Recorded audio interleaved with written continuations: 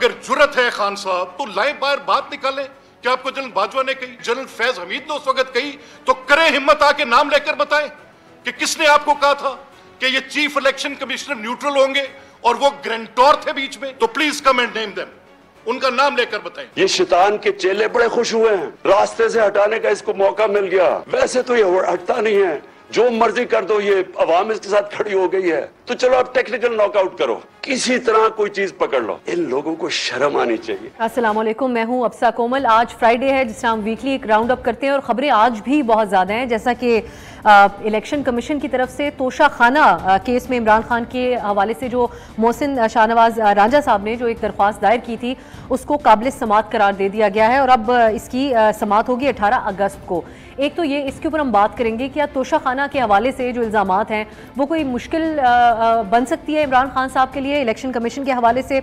इसके अलावा एक ज़ेर बहस है मामला इस मुल्क में कि क्या कोई बात भी उसूल की बुनियाद पर यहाँ पर कही जाती है जब सियासतदान कोई मौक़िफ़ अपनाते हैं। माजी में कहा जाता रहा कि 62(1)(f) का इत्तलाक सही तरीके से नहीं होता रहा। नवाज शरीफ साहब की जो डिस्क्वालिफिकेशन थी उसके ऊपर सवाल उठाते थे, लेकिन आज वही तरीका इमरान खान साहब के हवाले से अपनाना चाहते हैं। तो क्या ये बात दुरुस्त है या 62(1)(f) को रीडिफाइन करने की, इस हवाले से किसी चीज़ के ऊपर उसूली फैसला करने की ज़रूरत है ताकि सियासतदानों के खिलाफ, एक दूसरे के खिलाफ इसको इस्तेमाल न करते रहें। तीसरी बात है इमरान खान साहब का, जो आप आगाज़ में मलिक अहमद खान साहब को भी सुन रहे थे। उन्होंने मुखालिफिन ने तो सवाल रेज़ किया, लेकिन फैक्चुअली भी खान साहब के अपने बयानात उनकी बहुत सी बातों को गलत साबित कर रहे होते हैं। जैसा कि चीफ इलेक्शन कमिश्नर के हवाले से वो ये कहते हैं कि उनको इस्टेब्लिशमेंट ने कहा था कि इनको लगाया जाए। अब खान साहब ने उसको मज़ीद डिफ़ाइन किया, कहा तीन नामों के ऊपर डेडलॉक था, इस्टेब्लिशमेंट ने एक नाम दिया और उसके ऊपर हमने इत्तेफाक कर लिया। लेकिन मेरी अपनी ही पार्टी में से फौरी लोग बोल पड़े कि ये तो नून लीग का बंदा है, लेकिन बाद में खान साहब उनकी तारीफ़ करते रहे और ये शिकवा दौरान हुकूमत उनका सामने नहीं आया था। तो इस बारे में भी हम बात करेंगे कि फिर रशिया जाना हो उसकी जिम्मेदारी बाद में कहा गया, इस्टेब्लिशमेंट ने कहा था। राना सनाउल्लाह के हवाले से मुनशियात का केस, फवाद चौधरी कहते हैं कि ये फजूल सा केस था, हमें बनाना नहीं चाहिए था, लेकिन हमें इस्टेब्लिशमेंट ने कहा था। या फिर जस्टिस फायज़ ईसा के हवाले से रेफरेंस हो, उसकी जिम्मेदारी भी उस वक्त इस्टेब्लिशमेंट के ऊपर डाल दी गई है। तो क्या ये सवाल आज जेन्युइनली रेज नहीं होना चाहिए कि फिर फैसले न करने का, एतराफ़ करने के क्या माने होने चाहिए PTI के हवाले से। तीसरी बात इस वक्त ज़ेर बहस है वो है जैसा कि एक हेलीकॉप्टर हादसे के हवाले से आपको पता है जो बलूचिस्तान में हुआ था, उसमें हमारी शोधा के हवाले से एक सोशल मीडिया कैंपेन भी चलती रही, लेकिन उस हवाले से भी आज खबरें सामने आ रही हैं जिस पे ISPR ने तो ये कहा है कि दिलाजारी हुई शोधा की फैमिलीज़ की, लेकिन कुछ इंकशाफात मज़ीद भी हो रहे हैं कि वो मुनज़्ज़म तरीके से वो कैंपेन की गई। एक और ख़बर भी सामने आई इसी पैराए में, वो थी सऊदी अरब में जब विज़िट था मदीना मुनव्वरा में, तो जो हमारा ऑफिशियल डेलीगेशन था उनके साथ कुछ लोगों ने जुमलेबाजी की, उनके ऊपर नारे लगाए, उनको भी सज़ाएं हो गई हैं। तो एक जेन्युइन डिबेट इस वक्त मुल्क में चल रही है कि आखिर सोशल मीडिया पे जिनको उकसाया जाता है, क्या फिर बाद में जब उनके ऊपर इस किस्म के असरात उसके आते हैं, किस उनको सज़ाएं हो गई हैं, तो फिर उसकी जिम्मेदारी किसके ऊपर? क्या जिम्मेदाराना रवैया नहीं होना चाहिए इस हवाले से पार्टी क़यादत का, उनकी सोशल मीडिया टीम्स का और उनको तरगीब देने के हवाले से? ख़ास तौर पर हम बात करेंगे इन अहम अमूर के ऊपर, बाखबर और बहुत इन बेहतर तरीके से समझने वाले तीनों सहाफ़ियों को हमने आज दावत दी है। मेरे साथ स्टूडियो में तशरीफ़ फरमाया आदिल शाहजेब साहब, मज़हर अब्बास साहब हमारे साथ हैं और अमीर अब्बास साहब भी हमारे साथ हैं। आप तीनों किसी तारुफ के मोहताज नहीं है, बहुत शुक्रिया आप तीनों का। अमीर अब्बास साहब, आपसे मैं आगाज़ करना चाहूँगी क्योंकि हमें मालूम हुआ है कि आपकी आज इमरान खान साहब से मुलाकात हुई है। हमें थोड़ी देर पहले एक और ख़बर भी मिली जिसकी अभी कंफर्मेशन हो गई है PTI की तरफ से कि कौमी असम्बली के जो 11 नशिस्तें हैं उनमें से 9 पे इमरान खान साहब खुद कंटेस्ट करेंगे। दीगर क्या बातें ज़ेर बहस आई, किन ख्यालात का इजहार किया और इस बारे में खान साहब क्या सोच के फैसला कर रहे हैं? जी बहुत शुक्रिया आप साहब। देखिए, दो तरह की बातें ज़ेर बहस आई, जिसमें कुछ बातें उन्होंने कहा कि ये ऑफ द रिकॉर्ड है और कुछ बातें जो ऑन द रिकॉर्ड है वो सामने रखी जा सकती हैं। खैर, जो ऑफ द रिकॉर्ड बातें हैं वो भी वक्त के साथ साथ सामने आई जाती हैं। एक तो उन्होंने कहा कि मुझसे जिंदगी में 2 बहुत बड़े ब्लडर हुए। हमने कहा जी कौन से ब्लडर थे? उन्होंने कहा जो पहला ब्लडर है वो मैं नहीं बताऊंगा आपको। हमने बड़ा इशरार किया कि आप बता दें, जहां और बहुत सारी बातें आप बता रहे हैं तो आप पहला ब्लडर भी बता दें, आप कहीं ना कहीं तो बता ही देंगे वो। उन्होंने कहा नहीं छोड़े, फिलहाल इसको छोड़ दें। दूसरा ब्लडर मुझसे ये हुआ है कि मैंने सिकंदर सुल्तान राजा को चीफ इलेक्शन कमिश्नर लगाया और उसकी वजह यह थी कि एक डेडलॉक था हमारे और ऑपोजिशन के दरमियान। हम उनके नामों पर इत्तेफाक नहीं कर रहे थे, वो हमारे नामों पर इत्तेफाक नहीं कर रहे थे।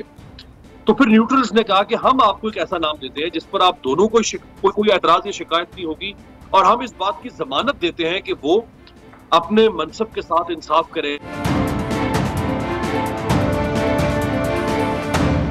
मजहर साहब, जो बात अमीर साहब बता रहे हैं, क्या वो पहली तो ऑफ द रिकॉर्ड वाली बात थी उनकी जो उनसे एक ब्लंडर हुआ, लेकिन दूसरा इसको आप एतराफ़ जुर्म समझा जाए या फिर कुछ और किसी बात का एतराफ़ समझा जाए कि वो उस वक्त डिसीजन मेकिंग सही नहीं थी, और दूसरा ये 9 सीटों पे खुद बजाते खुद इमरान खान साहब का कंटेस्ट करना, इसकी क्या आपको वजह नजर आती है इस फैसले की? शुक्रिया अफसा। देखिए, पहले ब्लंडर का मुझे थोड़ा सा अंदाजा है, लेकिन चूंकि उन्होंने खुद नहीं बताया तो मैं क्यों बताऊं।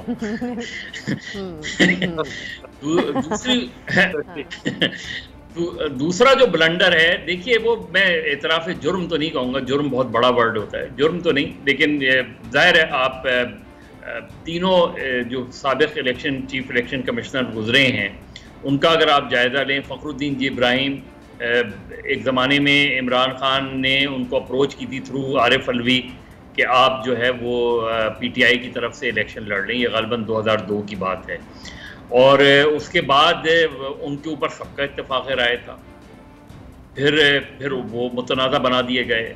उसके बाद सरदार रज़ा आए, उस पर भी बाय एंड लार्ज सबका इत्तेफाक हुआ, फिर वो मुतनाज़ा बना दिए गए।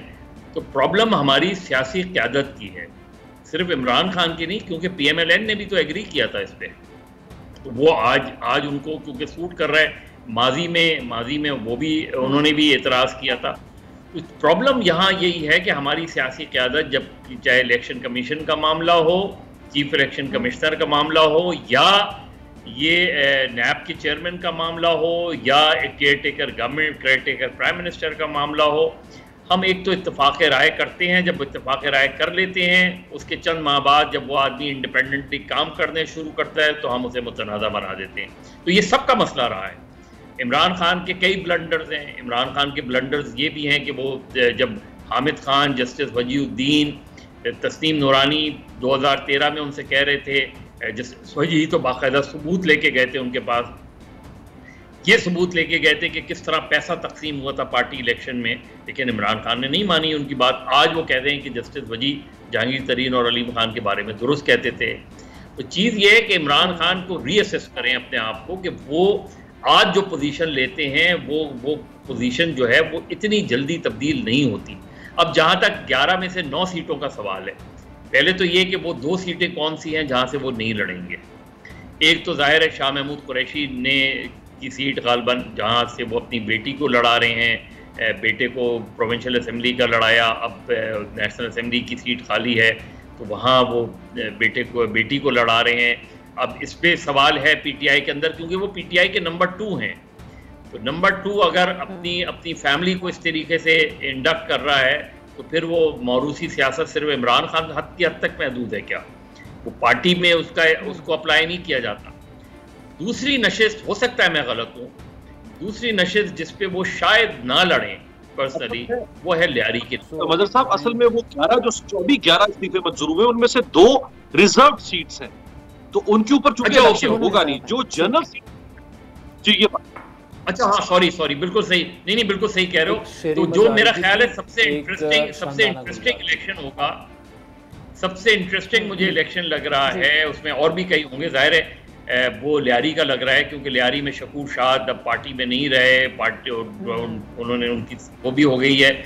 और देखना ये कि पीपल्स पार्टी की तरफ से कौन लड़ता है, क्योंकि शकूर शाद ने बिलावल भुट्टो को हराया था, और वहाँ अब क्या ऐसा होगा कि जरदारी साहब आसफा भुट्टो को वहाँ ट्राई करेंगे या उनको जनरल इलेक्शन के लिए रखेंगे, क्योंकि अदरवाइज वो सीट शेकी हो गई है। अब वो सीट पीपल्स पार्टी के लिए जब तक कोई बहुत मजबूत उम्मीदवार नहीं आएगा, क्योंकि वहाँ TLP भी स्ट्रांग है जी।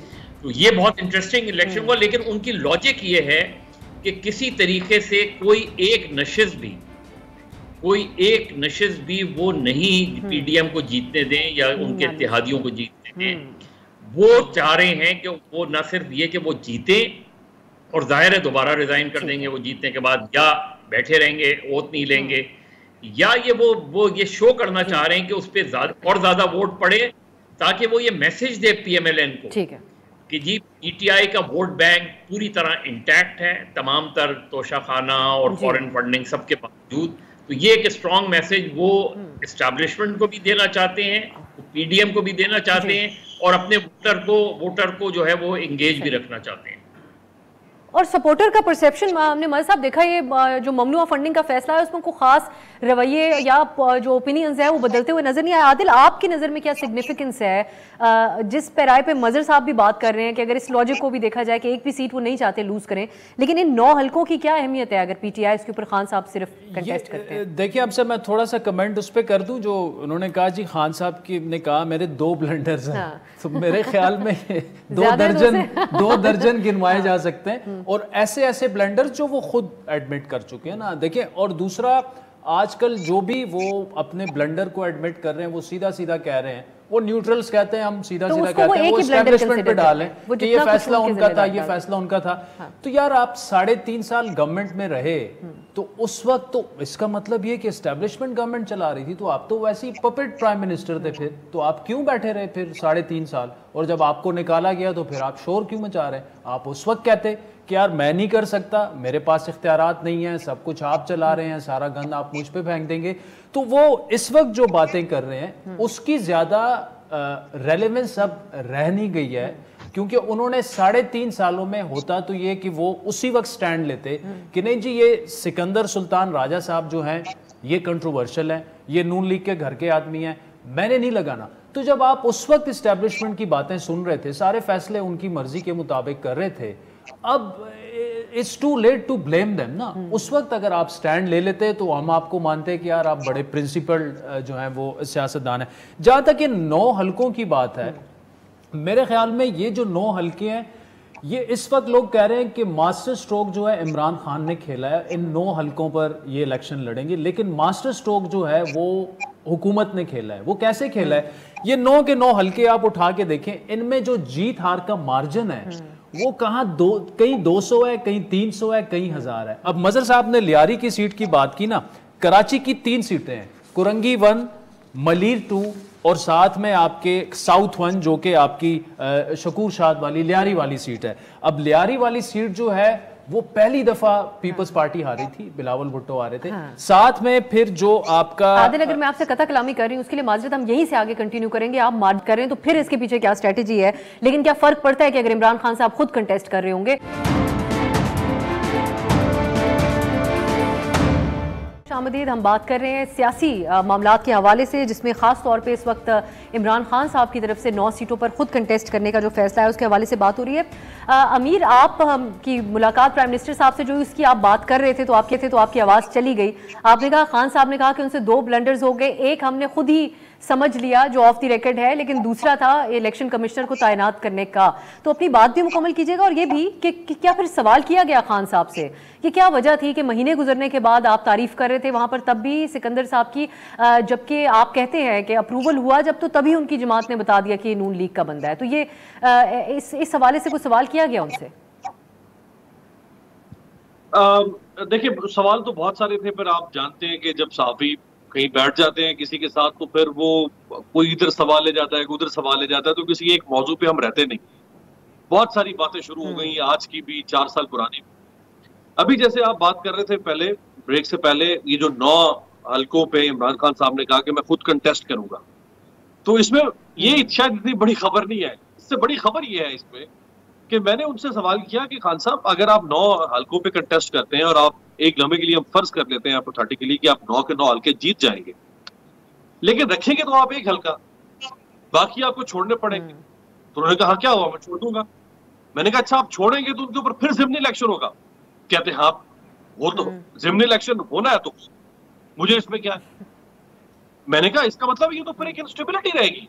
तो उन्होंने कहा हमारे साथ भी तो यही हो रहा है ना, जो हमारे साथ हो रहा है, सियासत हो रही है हमारे साथ, हमें आइसोलेट करने की कोशिश की जा रही है, हमारे लिए तब जो है वो सियासत को तंग किया जा रहा है, तो फिर हम भी सियासत करेंगे। तो असल बात यह है कि वो छोड़ेंगे, यानी आपको नजर आ रहा है कि मुल्क में इंस्टेबिलिटी, एक टर्मोइल, एक क्योस रहेगा उस वक्त तक जब तक आप इलेक्शन में दाखिल नहीं हो जाएंगे। जनरल इलेक्शन में एक स्टेबल हुकूमत नहीं बनेगी और उससे पहले आपको इलेक्शन के ऊपर ऑपोजिशन हुकूमत को एक इत्तेफाक पे लाना पड़ेगा, वरना आप एक ना खत्म होने वाले एक लामतनाई सिलसिले की तरफ चले जाएंगे इंस्टेबिलिटी के, जो हम देख रहे हैं। अब पीडीएम के बारे में इमरान खान का वाज़ेह मौक़िफ़ जो आज भी नजर आया, वो उनको एक्सेप्ट नहीं कर रहे हैं। वो कह रहे हैं कि उन्होंने आज भी कहा कि मैं ये सोच भी नहीं सकता, मुझे अगर हटाना था तो हटा देते, लेकिन मैं ये सोच भी नहीं सकता, तसव्वुर भी नहीं कर सकता था कि न्यूट्रल्स को या किसी और को वो बाप बेटा एक्सेप्टेबल हो सकते हैं जिनके ऊपर 24 अरब रुपए के मनी लॉन्ड्रिंग के इल्जाम हैं। वो ये हमारे तसव्वुर में भी नहीं था कि वो एक वज़ीर आज़म बन जाएगा, एक वज़ीर आला बन जाएगा। सो वो एक एक्सट्रीम पर है और पीडीएम के बारे में एक एक्सट्रीम पर। जी, पीडीएम भी उनको एक्सेप्ट करने को तैयार नहीं। हम खान साहब की एक्सट्रीम्स के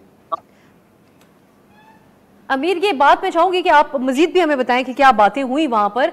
लेकिन आदिल, ये खान साहब की एजम्पशंस जो होती है कि मैं, या फिर जो वो आइडियली सोच रहे होते हैं, तो शायद वो इलेक्शन कमिश्नर के हवाले से भी यही सोच रहे थे कि अगर उन्होंने कह दिया है तो अभी भी आप उनकी देखिए कि उनकी एक्सपेक्टेशन न्यूट्रल से है या इस्टेब्लिशमेंट से है कि उनके लिए कैसे काबिल कबूल हो गए। ये रियलाइजेशन हमें नहीं नजर आ रही है इन बातों में, और पहले भी जो मुलाकातें सबकी होती रही या खान साहब ऑन रिकॉर्ड जो बातें करते हैं उसके अंदर की एक सियासी प्रोसेस है जो सब उनके साथ हुआ है। देखिए, अब सर आपने भी इलेक्शन कमीशन ऑफ पाकिस्तान का तफसीली फैसला पढ़ लिया होगा, इतना ज़्यादा पेजेस वो नहीं थे, उसमें कुछ चीज़ें जो है ना वो ब्लैक एंड वाइट में हैं। अब अगर मनी लॉन्ड्रिंग के ज़ुमरे में कुछ चीज़ें आती हैं या कुछ चीज़ों को अकाउंट्स को खुफिया रखा गया, डिक्लेयर नहीं किए गए, कुछ भी देखें, if the crime has been committed तो आइन और कानून के तहत उसकी जो भी सज़ा बनती है वो डेफिनेटली मिलनी चाहिए। अब खान साहब के जहन में ये है कि शायद मैं आइन और कानून से बालातर हूँ। अब आपने सब कुछ देखें, एक आपने if you have committed the crime you have to face the consequences. Nawaz Sharif ने क्या किया था?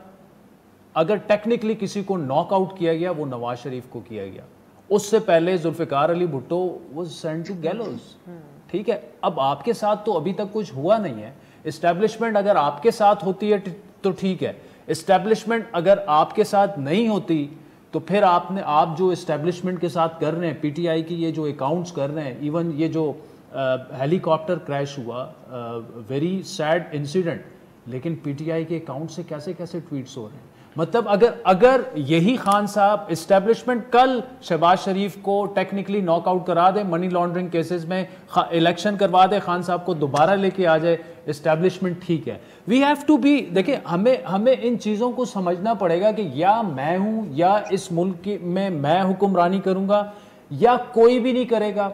एस्टेब्लिशमेंट भी ख़राब है, बाकी सारी सियासी जमातें भी ख़राब है। देखिए ये चीज़ अभी नहीं चलेगी, ये मामला नहीं चलेगा।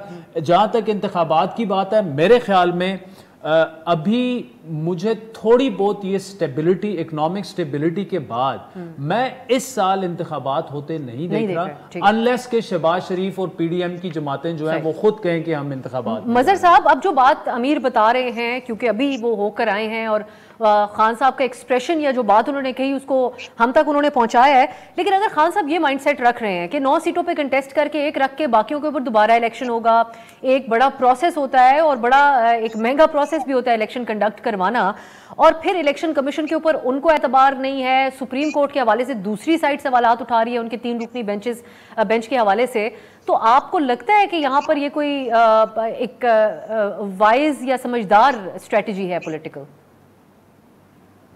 जी, मुझे बिल्कुल लगता है कि ये बहुत अच्छा पॉलिटिकल मूव है। 9 में से 1 क्यों, 9 के 9 से रिजाइन कर देंगे, दोबारा कराएं आप इलेक्शन। वो अपने वोटर को और अपने मेंबर को एक्टिव रखना चाहते हैं, स्ट्रीट पे रखना चाहते हैं जब तक जनरल इलेक्शन का फैसला ना हो। उनकी बिल्कुल दुरुस्त पॉलिटिकल स्ट्रैटेजी है। इसकी वजह यह है कि वो होगा क्या, एक कैंपेन चलेगी। जाहिर है 9 हल्कों में इलेक्शन हो रहे हैं तो एक भरपूर कैंपेन चलेगी। कैंपेन से किसको फायदा होगा? इमरान खान, जाहिर है गवर्नमेंट तो रिसीविंग एंड पे है। इमरान खान जो है वो अब उसमें इमरान खान उसमें से कितनी नशिस्तें जीतते हैं वो इम्पोर्टेंट होगा।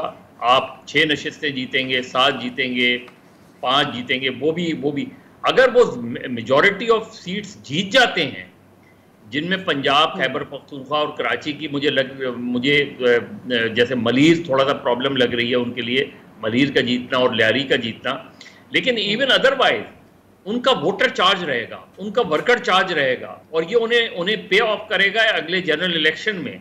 देखिए अभी जो उन्होंने वोट ऑफ नो कॉन्फिडेंस के बाद कैंपेन लॉन्च की और स्ट्रीट पे रखा अपने मेंबर्स को, तो 17 जुलाई को उनको फायदा हुआ। लाहौर की 4 में से 3 नशिस्तें जीत गए वो, उसमें ओवरऑल 20 में से 15 नशिस्तें जीत गए।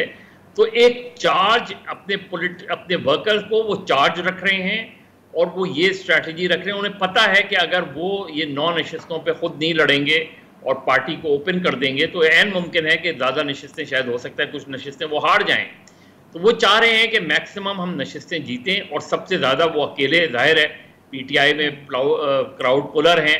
लेकिन इसका एक दूसरा एस्पेक्ट ये कि क्या पीटीआई में इमरान खान के अलावा कोई भी क्राउड पुलर नहीं है, और अगर कोई क्राउड पुलर नहीं है तो ये खुद इमरान खान के लिए सोचने का सवाल है, ये खुद पीटीआई के लिए सोचने का सवाल है। कुछ तो ऐसे लोग हों जो अपने बलबूते पे वो चीजें जीतें। मज़र साहब, इस बात को तो बड़ा फखरिया वो पेश किया जाता है पीटीआई की तरफ से कि खान साहब ने जिसको टिकट दे दी वो खान साहब के नाम के ऊपर वोट लेता है। पंजाब के हवाले से भी ये कहा जा रहा था कि मुनहरिफ हो गए तो कोई फर्क नहीं पड़ता, वोट तो खान साहब के नाम का है। सर ये तो अच्छी बात है कि अगर पार्टी को वोट पड़ रहा है और कैंडिडेट को वोट नहीं पड़ रहा।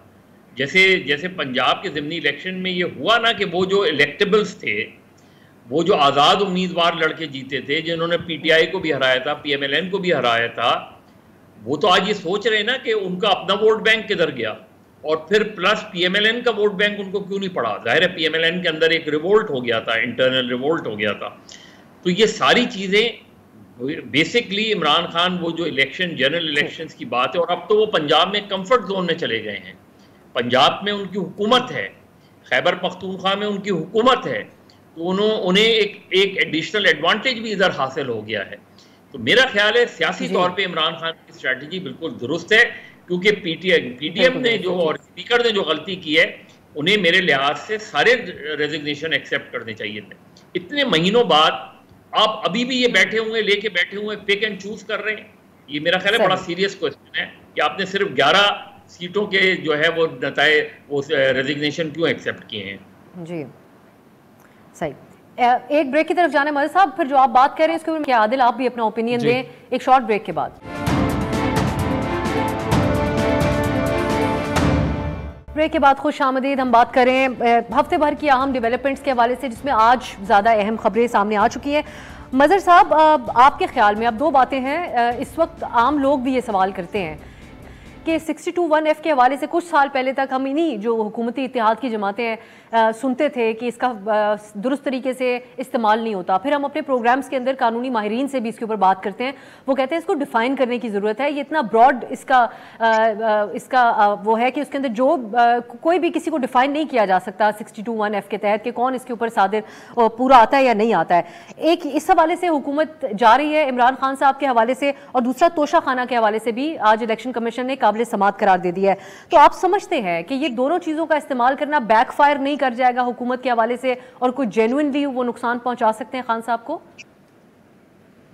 देखिए, एक तो अब सब बड़ी सियासी कॉन्ट्रडिक्शंस है हमारे सियासतदानों में। यही जिस तरह आपने बात की, किसी वक्त में जब आपको कोई चीज़ सूट कर रही होती है तो आप उसको बरकरार रखते हैं, किसी वक्त नहीं सूट कर रही होती, जब आप अपोजिशन में होते हैं तो आपका मौक़िफ़ मुख्तलिफ होता है, जब हुकूमत में आते हैं तो आप उसी चीज़ को दूसरों अपने मुखालफिन के ख़िलाफ़ इस्तेमाल कर रहे होते हैं। इसका सबसे बड़ा ब्लंडर जो हुआ था और सबसे बड़ा जो प्राइस पे की थी, उसको खुद जुल्फ़िकार अली भुट्टो ने पे की थी। हैदराबाद ट्राइब्यूनल जब उन्होंने कॉन्स्टिट्यूट किया नैब के लिए, तो उसमें एक जो ऑर्डिनेंस था या जो थी, उसमें ये पाबंदी लगाई कि आप फॉरेन लॉयर्स को हायर नहीं कर सकते। और जब जुल्फ़िकार अली भुट्टो का ट्रायल हुआ और जब उन्होंने फॉरेन लॉयर्स हायर करने की कोशिश की, तो फिर यही चीज़ जो है उनकी राह में रुकावट बन गई। ये जो हमारे यहाँ, और आप देख लें आर्मी चीफ के अपॉइंटमेंट्स को देख लें आप, कि कभी आप 4 जनरल्स के ऊपर किसी को ले आते हैं, कभी 3 जनरल्स के ऊपर, ये सोचते समझते हुए कि शायद ये आपको सूट करेंगे। लेकिन अल्टीमेटली क्या होता है?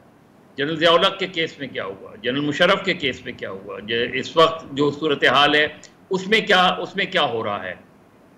तो ये जो हमारे पॉलिटिकल लीडर्स हैं, ये तय करें कि आज जिस कानून को आप अपने मुखालिफ के ख़िलाफ़ इस्तेमाल करने जा रहे हैं, ये याद रखें कि कल वही कानून आपके खिलाफ भी इस्तेमाल होगा, और माजी में आपके खिलाफ इस्तेमाल हो चुका है। तो बजाय इसके कि आप उस कानून को ख़त्म करने की तरफ जाएं, उस कानून में तरमीम की तरफ जाएं, आप अपने मुखालिफ को उसी कानून के तहत जो है वो सज़ा दिलवाना चाह रहे हैं। तो ये मेरा ख्याल है बुनियादी सियासी तजाद है हमारी पॉलिटिकल लीडरशिप का, जो बदकिस्मती से आज अप्लाई कर रहे हैं। अब इसका नताइज क्या होंगे, इलेक्शन कमीशन फ़र्ज़ करें इमरान खान डिस्क्वालीफाई हो जाते हैं इस कानून के तहत, तो आप किस चीज़ को सेलिब्रेट करेंगे? एक पॉपुलर लीडर को डिस्क्वालीफाई कर दें, जिस तरह माजी में आप कहते रहे और माजी में लोग कहते रहे कि नवाज शरीफ को गलत डिस्क्वालीफाई किया, आज आप एक और लीडर को डिस्क्वालीफाई कर देंगे। दोनों काम पॉलिटिकल सिविलियन गवर्नमेंट्स में ही होंगे। तो ये जो हमारे रवैये हैं, ये जो हमारी रविश है कि अपने मुखालफीन को इस हद तक हम ले जाते हैं, ये मेरा ख्याल है इस पर सोच विचार की ज़रूरत है। अनफॉर्चुनेटली क्योंकि हमारे यहाँ कोई ग्रैंड नेशनल डायलॉग होता नहीं है, हम बस सिर्फ उस हद तक रखते हैं। हमने मीडिया के हवाले से बहुत सी चीज़ें देखी हैं, हमेशा ये कहा कि भाई जो अपोजिशन में रह के बात करते हैं जब हुकूमत में आए तो फिर वैसे ही रहें, लेकिन ये चीज़ चल रही है, कब बेहतर होगी मुझे नहीं पता। अमीर, आपके ख्याल में दूसरी तरफ से यही जवाब बड़ा क्लियरली पेश किया जाता है कि अगर नवाज शरीफ को निकाल दिया गया 62(1)(f) के तहत, भुट्टो साहब को निकाल दिया गया, तो जो अभी आप बता रहे थे कि खान साहब ने कहा कि हो जाएंगे इलेक्शन में और एक सीट रख के बाकियों के ऊपर दोबारा इलेक्शन होता रहे, मुझे फ़र्क नहीं पड़ता इस चीज़ से, जो मेरे साथ ये कार्य मैं करूँगा, ये बाकायदा ओपिनियन गवर्नमेंट भी इस वक्त अपना रही है। जब हम उनसे कहते हैं असूल की बात, वो कहते हैं खान साहब तो कोई असूल को फॉलो नहीं करते तो हम भी नहीं फॉलो करेंगे। तो आप समझते हैं कि इसके ऊपर हुकूमत से फिर हम सवाल भी करें तो किस बेसिस के ऊपर इन हुकूमती जमातों से करें? ये सेटल हो सकता है 62(1)(f) का मामला कभी हमारी सियासी जमातों के दरमियान? देखिए, मैं तो बड़ा क्लियर और बड़ा कैंडिड ओपिनियन रखता हूं कि कोई भी पॉलिटिकल पार्टी और कोई भी पॉलिटिशियन पाकिस्तान में प्रिंसिपल्ड पॉलिटिक्स नहीं करता है। ये जरूर है कि किसी ने किसी एक मौके पर बेहतर स्टांस ले लिया दूसरे की निस्बत, दूसरे ने किसी और मौके पर पहले की निस्बत अच्छा स्टांस ले लिया, लेकिन ओवरऑल ये सारे वेस्टेड इंटरेस्ट के तहत और एक पॉलिटिकल ग्रीड है इस किस्म की कि किसी ना किसी तरह से इक़्तिदार तक पहुंचना है और उसमें फिर जो भी रास्ते में आएगा आपने उस उसूल को तोड़ना है। ये जो नवाज शरीफ का आपने जिक्र किया, देखिए इसके ऊपर बहुत ज्यादा बात हो रही है। जब से ये इमरान खान साहब के खिलाफ इलेक्शन कमीशन का फैसला आया तो नवाज शरीफ के केस को इस केस से इक्वेट किया जा रहा है। नवाज शरीफ का केस और ये केस जमीन आसमान का फर्क है इसमें। अफसा, नवाज शरीफ को दो तरह जगह से सजा हुई है। हम एक सजा को इक्वेट कर रहे हैं और दूसरी सजा को इक्वेट नहीं करते। एक है जो सुप्रीम कोर्ट ने डिस्क्वालीफाई किया 5 मेंबर बेंच में से, वो एक सेपरेट डिस्क्वालिफिकेशन, उसके मेरिट और डीमेरिट सेपरेट है। एक है जो अकाउंटेबिलिटी कोर्ट ने जो कन्विक्ट किया। जो अकाउंटेबिलिटी कोर्ट ने कन्विक्ट किया वो ट्रायल कोर्ट है, उसने ट्रायल किया। वो फैसला अरशद मलिक साहब का पढ़ने वाला है। उस फैसले में उन्होंने लिखा है कि नवाज शरीफ साहब हिल मेटल एस्टेब्लिशमेंट और अल अजीजिया में सोर्सेज ऑफ फंड नहीं एस्टेब्लिश कर सके, उनको करप्शन और करप्ट प्रैक्टिसेस के ऊपर डिस्क्वालीफाई किया जा रहा है। वो ये साबित नहीं कर सके कि उन्होंने ये जो फैक्ट्रीज लगाई, ये जो कारोबार बनाए, इसके सोर्सेज ऑफ फंड्स क्या थे। वो डिफरेंट केस है, ये इंटायरली डिफरेंट केस है। इसको आपस में मिक्सअप नहीं करना चाहिए। लेकिन इलेक्शन ज़ाब्तों के हवाले से तो दोनों की एक ही हैसियत है ना अमीर जी। मजर साहब कुछ कह लें, अगर मजर साहब आप कुछ कहें। अमीर इशू ये नहीं है, इशू ये नहीं है अमीर। मसला वहाँ इशू ये है कि अगर आपकी आला तरीन अदलिया उस कन्विक्शन से पहले उसी शख्स को डिस्क्वालीफाई कर दे तो आप आपने एक मैसेज तो दे दिया ना तमाम लोअर कोर्ट को कि ये आदमी नाअहल है। असल प्रॉब्लम ये है कि सुप्रीम कोर्ट एक अपीलिंग अथॉरिटी है, अपीलिंग कोर्ट है। आपने किसी को डिस्क्वालीफाई करके अगर आप उसको ट्रायल के लिए भेजेंगे तो लोअर कोर्ट क्या फैसला करेगी फिर? तो इनजस्ट ये नहीं कि जो एहतसाब अदालत है उसने गलत फैसला किया, लेकिन ये बात अपनी जगह इंपॉर्टेंट है कि देखें JIT बनी सुप्रीम कोर्ट ने, पूरा सुप्रीम कोर्ट ने प्रैक्टिकली ट्रायल किया और उसके बाद एक दूसरा ट्रायल हुआ। तो अगर अब मुझे बताएं कि वो अपील फिर कहां करेंगे, फाइनल अपील कहां होगी? सुप्रीम कोर्ट में, उसी सुप्रीम कोर्ट में जिसने उनको नाअहल करार दिया है। यही मामला अभी हुआ है जो PTI के लोगों को नाअहल करार दिया गया। अब वो अपील कहाँ करें? सुप्रीम कोर्ट ने उनको ऑलरेडी, तो सुप्रीम कोर्ट को ये रिविजिट करने की जरूरत है। जो फैसलों की है उसके ऊपर ही है सारी बात। जी मैं अगर सर आप इजाजत दें तो आदिल आप कुछ जो कहना चाह रहे हैं, वक्त थोड़ा कम है मेरे पास तो। अच्छा देखिए, अब सब बात ये ना कि नवाज शरीफ को टेक्निकली आउट किया गया सियासत से, ये एक ओपन सीक्रेट है। इमरान खान को लाया गया, ये एक ओपन सीक्रेट है, ये एस्टेब्लिश हो चुका है। जुल्फिकार अली भुट्टो को भी नॉकआउट करवाया गया फांसी देकर। जाती नौयत के इल्जाम थे। नहीं, जाती नौयत लगवाए गए ना, किसी पता है सबको कि फैसला कहां से आया और जजेस ने सिर्फ पढ़ा। ये तो अब बहुत सारी चीजें आनी है ना। जज अरशद मलिक की जो वीडियोस उसके बाद में आई, क्या उस पर कुछ कार्रवाई हुई? ये सारी चीजें हुई, लेकिन इलेक्शन कमीशन का जो फैसला है वो तो एक डैमिंग, बिल्कुल। आप कैसे स्टेट बैंक की जो स्टेटमेंट्स हैं उसको आप कैसे डिनाई कर सकते हैं? उस पर कैसे आंखें बंद कर सकते हैं? लेकिन इस बुनियाद पर इमरान खान को डिस्क्वालीफाई करना या पीटीआई को डिसॉल्व करना ये गलत है। कल नवाज शरीफ के साथ जो हुआ, मेरा ख्याल है वो अंडू होना चाहिए और वो अंडू होना चाहिए और होगा। आप असूल की बात कर रहे हैं, आप तीनों का इसके ऊपर बड़ा अहम पॉइंट ऑफ व्यू था और हमने माजी में भी ये देखा। एक इशू रह गया आज डिस्कस करने से, लेकिन हम आने वाले वक्तों में मैं उसका जिक्र जरूर कर देती हूँ ताकि हम बात करें।